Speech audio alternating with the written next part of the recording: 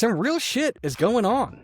And people are using deep fakes to try to justify these things to make them worse and worse. And all it's doing is discrediting the people in charge, which might get them taken out of office eventually. But the downstream effect and the backlash, it's here forever.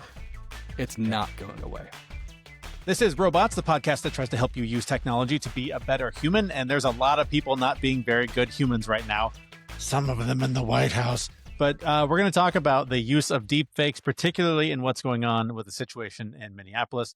There's so much to keep track of. And Jason, you're doing a much better job of keeping track of it than I am. So please catch us up on the situation in Minneapolis. I think the news is doing a much better job of targeting me because of where I sit.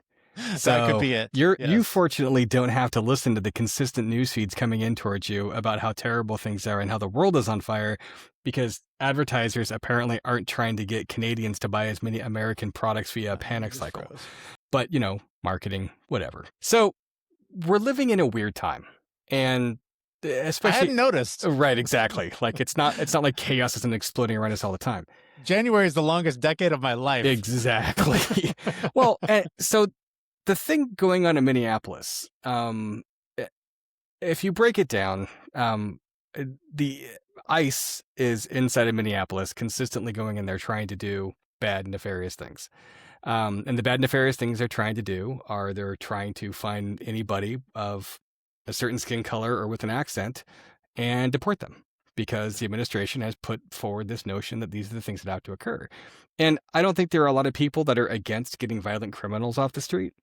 And that's the excuse that we consistently hear. But the reality is that they're not taking a bunch of violent criminals off the street. They keep talking about having thousands of violent criminals that they're pulling into custody.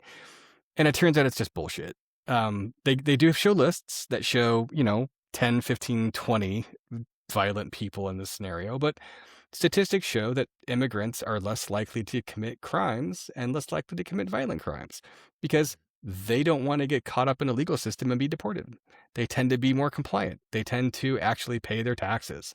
Like, even though, we're all concerned that they're taking free tax breaks from people, that's not the case. Right. And this comes down to a problem and a perception issue where we think immigrants are overrunning the country. And it's just not true. We're a country I can't imagine why they would have gotten such a crazy idea. Right. I mean, we're a country of immigrants. We came into the U.S. and we colonized, and we took the land from the native indigenous people. And, you and I both happen to live in the Pacific Northwest. And as a particular region of the country, there does appear to be at least some level of acknowledgement of that, and some idea that we should have some shame and guilt about what our forefathers did. Now, does that mean we have to own those pieces? No. However, the Trump administration and a lot of the MAGA folks are like, fuck that. Like, everybody's to blame for what we did except for us. And it's gross. It's yucky. So they decided they're going to go through and they're going to start having ICE drop into Minneapolis and start targeting people to try to have them round folks up.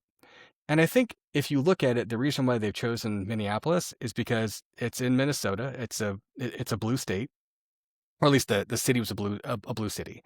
And we've had the George Floyd incident happen before, in the same general vicinity. I'm sure Tim Walz being the governor of that state had nothing to do with it. Right, exactly, the vice presidential candidate. So, I mean, if you look at all the component pieces behind that, this is clearly targeting political opponents. And the president has made the citizens of Minneapolis his political opponent. He's not acting as their president. So he sent masked troops into Minneapolis to go through and try to enforce border protections. And they're making up laws and they're making up rules. And every time they go to the courts, they lose. Like, consistently, they lose. They lose over and over and over again. And when the courts actually take up the legal precedent for these cases, they lose over and over and over again. And they're trying to win the war of public opinion. Yep. And a really effective way to win the war of public opinion is to show imagery or to demonize your enemies in such a way that creates a sympathetic emotional argument for people to look at. Great. So we can look at Renee Goode. It was really clear that she wasn't doing anything to harm these officers. She pulled her car up, she parked. They tried to rip her out Yeah, of a that's only if you believe your own eyes, you big libtard. exactly. So, but they tried to rip her out of a car. The guy that the piece of shit cop that shot her was holding his phone while doing it, using a known old ICE technique that they used to use on the border, which is to stand in front of the car while someone's trying to yank it over, and the person tries to run, and they say, "Oh, I felt threatened," and they shoot them. Yep. And the rules for ICE changed because that technique was being used over and over and over again to justify them killing people. And we went, hey, maybe killing people isn't the right way to do this. Well, clearly some people think it is. And the person in charge right now thinks that's the best route. And if you look at the video that was produced during that period of time, the video itself that the White House is releasing and that Trump is posting, he's posting bullshit video, things that have clearly been AI augmented, like the whole argument about were the tires pointed at this guy, were they pointed away, how were they turned, where was he standing, he clearly got hit by a car.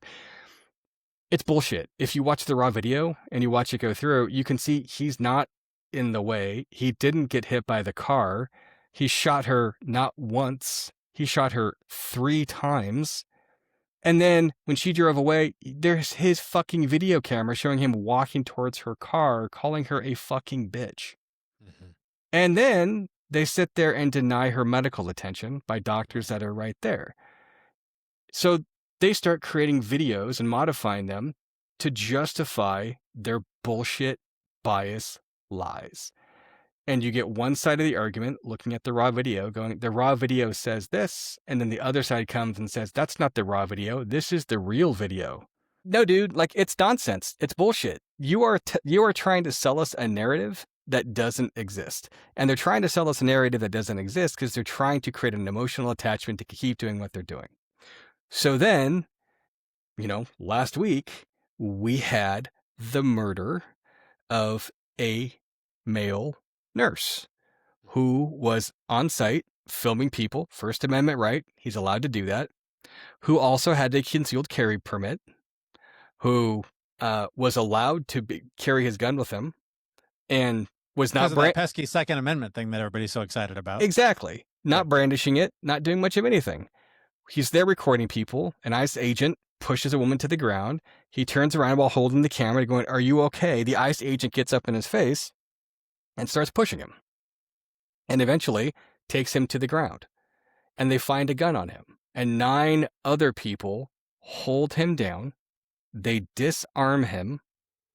And then one person shoots him. And then another person shoots him. And then that same person that shot him the first time shoots him again. He gets shoved to the ground by 9 people and shot 3 times. He's disarmed at this point. He's got no protection around him. He is defenseless. And these fucking cowards shot him. Yeah. Cowards. That's what they are. Yeah. And look, man, I have been in fights. I have had people confront me. If it was a situation where it was 9-1 holding somebody down, I don't feel that threatened anymore. Like, this is crazy. And these guys are supposed to have training. They're supposed to have tactics. And they're masked up. And again, going back to the court of public opinion, now there are multiple AI versions of the images and the events that happened. And they even went as far as to release video of him, I believe, 7 or 10 days earlier, kicking an ICE vehicle, like kicking out the taillight of a vehicle to show this terrorist, this monster, Alex Prettie he needed to be stopped. Yeah. It's nonsense. And they're creating different narratives. And there's other AI video that's out there showing him doing something else. Yeah. And then the latest is that you have goes on and on Don Lemon being arrested. I just saw this. For basically for filming inside of a church, a protest that was happening against a pastor who's also an ICE agent. Yeah. So the administration comes and arrests him. That's not the big thing. Like, they're a bunch of the administration's a bunch of lunatics. Don Lemon's not even the story. The story is that one of the ladies that was there, they have a picture of her being arrested. And the real picture is her face going, like stone cold, like, yep, She's a civil rights attorney. a I believe civil it's rights attorney. Nikita Armstrong. Yes. So Nikita Armstrong, the picture they took of her shows one thing, but the picture they released of her was completely AI augmented, and she's crying and bawling and wailing. Nonsense. This has nothing to do with them trying to justify her or paint her as something bad.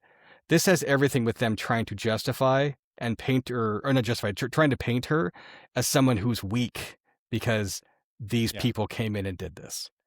Right. This is just manipulating the story, generating different narratives, trying to do things to put themselves in an advantageous position. And you know you're on the wrong side of conservative history when fucking Joe Rogan is saying, maybe this has gone too far. Yeah. Maybe this And isn't okay. It's the danger here is you and I can look at that. Like we look at this slop all day long and we can do a pretty damn good job of picking apart what's real and what's not. Pretty sure we're still real last time I checked. But it's the people that can't, right? It's our moms. It's the older people. It's people that do not live online all day. And all they see is this picture when someone shows them and they go, holy shit. You know, and they buy it completely because they are not trained is the wrong word. They're not used to trying to figure out what's real and what's not because this is a new world. We never had to look this closely before at an image to decide whether or not it's real. And I was just reading a study about how all of this stuff is breaking down people's trust, not only in the internet, but everything. Like nobody believes shit anymore. And this has been Trump's game kind of from the beginning, is just flood the zone with as much horse shit as people can possibly consume, and then flood it with even more so that they don't know where to turn. They don't know where to look. They don't know what to trust. So they just stop trusting everything, which is the biggest threat to our institutions, which is what they're trying to dismantle. I have news for everybody. Is this our first breaking news segment? Breaking news, everybody. This is Trump's full indoctrination into the Putin playbook. This is exactly what Russia wanted. Russia wanted us to not trust each other. They wanted us to turn on each other. They wanted us to hate each other. They wanted us to tear each other apart from the inside, just like we did to the Russians back in the 80s and the 90s. This is psyops. We're losing. We have a dipshit in office who's easy manipulable, who plays on the heartstrings of easy manipulable people in his base. And it's really obvious, and it's easy to see, and it sucks. And now we're dealing with the fallout from this because we've got people that don't trust and don't believe anything that they're saying. They don't trust the government. They don't want these things to go through. They don't want to pay their taxes. Like, there's a trillion things that have gone wrong. And it's literally death by 1,000 cuts of the American dream. And if you look at all the other actions that we're taking, you know, invading Venezuela, international war crime, deciding we're going to go after Greenland, which is a property owned by one of our NATO allies. We're destroying our relationship with NATO. We're destroying our relationship with Europe. Europe is jumping, and they're going to create contracts with India and China. We're not going to be a global superpower soon. We're going to be isolated. We're not going to be number one, and that's okay. Like, we shouldn't be. Like, we're not trustworthy. We're not reliable. We are doing things that are bad, and we're actively embracing the worst of our instincts. And it's important to note that, you know, this dude's not going to be in charge forever. He will die. And when Trump goes, his administration will go with him. There is not going to be a Donald Trump 2.0. No. Nobody else is that person. Nobody else is going to tie into those pieces. Nobody's going to be able to carry those things across. They'll try, but they won't do well. But the fracture and the damage is already going to be done. And the next administration that comes in and tries to work these pieces is going to have a really, really hard uphill battle to ever feel like they can be trusted again. Because really, they shouldn't be. Like, we've proven it. We've proven that we can't have nice things. And because we break shit and we don't care about each other and we'll say mean, terrible things and do awful stuff over and over and over again. And it hurts. And these deep fakes are like a really clear, pinpoint example of this stuff happening in real time. And it's something that we've talked about this before, and this is sort of very quickly a worst case scenario that I think we were trying to kind of warn about. So I mean, while this is a very atypical conversation that we have on the show, we don't typically get this political and Yeah, current eventy. right. But at the central theme of it is somebody is using the kinds of tools that we're talking about to manipulate the world order. Like that's insanity. Like that is 1980s dystopian movie theme, right? Like and we're living it. Like it's crazy to watch. It's crazy to see coming so clearly and to see it happen as rapidly as it has. Yeah. Well, and as predictable as it is, like Yeah. it's not like there haven't been people saying for the last decade that this is the shit that's coming, because they have. Like, we all knew this was coming. We all knew things are going to be used this way, and nobody pumped the brakes. Everyone's just like, yeah, whatever. I guess we're going to Thelma and Louise this motherfucker to oblivion. I mean, and that's what we're doing. Like, does that mean that, like, we're totally fucked and, like, everything's going to fall apart? Well, yeah, probably. You're all going to die. Like, just get used to that fact. If you just cite to yourself every day, none of this is forever because someday I get to die, that's not a healthy way to live. Like, No. but it might be a healthy way to exist right now in the current chaos that is. No pain is forever. Things will break. And Well, I mean, yeah. as long as we're this political, I'll just say, like, it has been really interesting to see Mark Carney, Canada's leader, Yeah. step up and really kind of like to see somebody so clearly see a power vacuum and to easily step into those shoes and sort of adopt the world leader role. Yeah. Living on this side of the border in Canada, it's pretty magical to watch and to see having the role played so masterfully by somebody who clearly is the smartest guy in the room when it comes to, how this is being handled. Yeah, like that contrast must be really nice to watch. I mean, we've on the West Coast here in the U.S., we've got Gavin Newsom. We've got governors that are in these blue states standing up and being like, "No, fuck that! Like, we're not doing this shit." So, I mean, it's nice to know that there's still rational actors in play. A few grown-ups. Yeah, There's still a few grown-ups out there. There's still, well, yeah, and there's still people that are working and thinking logically and empathetically, emotionally and ethically. And I think these are not conversations about politics.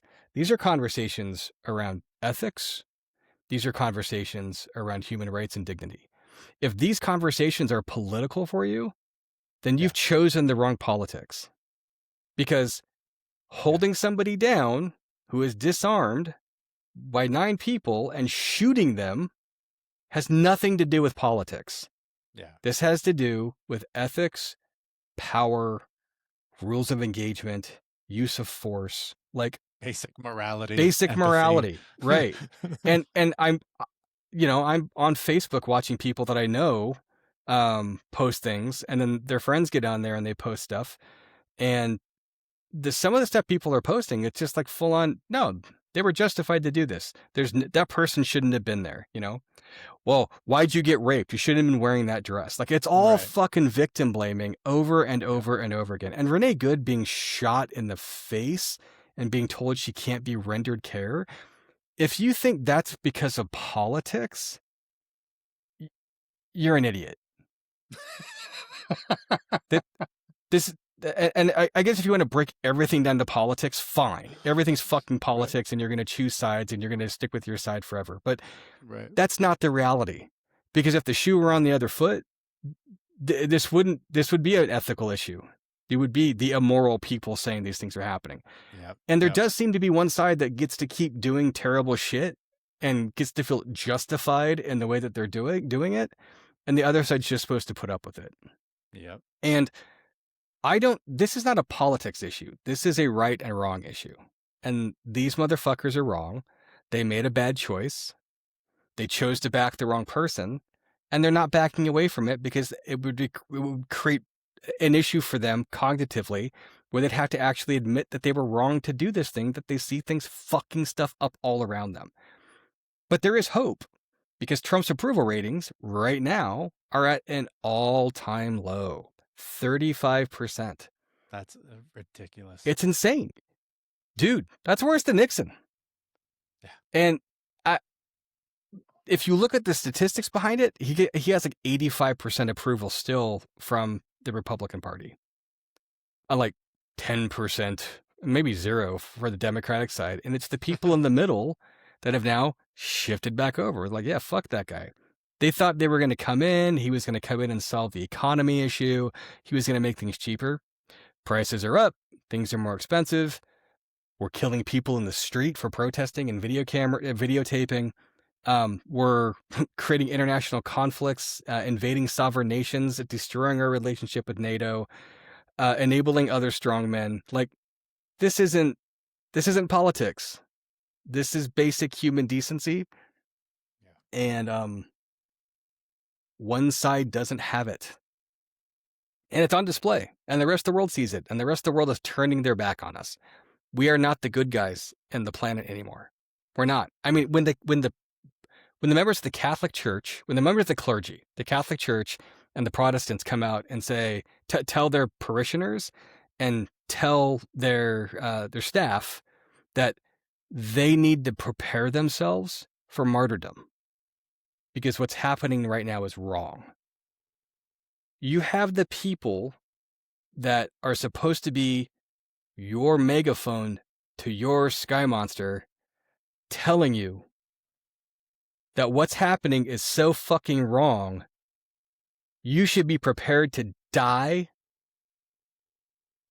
for this cause.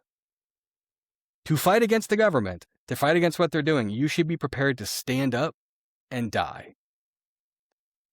If that's not a clear sign that one side is good and the other side is evil, I don't know what the fuck is. Yeah. And you can't chat GPT your way through this one, guys. Sorry, you can't try to bro culture your way through this shit, because the bro culture is turning against them. So some real shit is going on. And people are using deep fakes to try to justify these things to make them worse and worse. And all it's doing is discrediting the people in charge, which might get them taken out of office eventually. But the downstream effect and the backlash, it's here forever. It's not going away. So happy Friday. Go Seahawks. Yeah, at least I really wish we could have found something you were passionate about this week, because football. I don't know that you brought it. I don't know that you really showed up today. Seahawks. Oh yeah, and go Hawks. Go Hawks. Go Hawks, by the way. Yes. If you're a Patriots fan, I wish you well. I wish you good luck. I wish you the same feeling I felt the last time these two faced off in the Super Bowl. Yeah. Man. Well, this has been the Jason Show. I hope you've enjoyed it. I don't know. I'm probably gonna have fucking ice on my doorstep here, never what I said. No, you got the wrong skin color for that. It's gonna be fine. All right. Well, like we mentioned, at the heart of this, the reason we bring this up is because of the use of these technologies to advance this agenda that is clearly just ripping the entire world apart. Mm-hmm. So what you do with that, I don't know. I guess we're right alongside you in your concerns about this. If this is something you're concerned about, and if you're unaware of it, perhaps this has opened your eyes to something. Although even here in Canada, we know a little bit about what's going on in the current events in the U.S. So I'm pretty sure everyone's aware. But I guess we're right there with you and just struggling through these feelings and concerns about where this is taking us. So take that for what it's worth. I hope this has been helpful. If it has, join us again next Monday. We'll probably be a little bit less pissed off. We'll see. But you can do that at brobots.me and share this with anybody who needs to hear it. You can do that, again, with the links at brobots.me. We'll see you next Monday morning. Thanks for listening. Thanks, everyone. Bye-bye.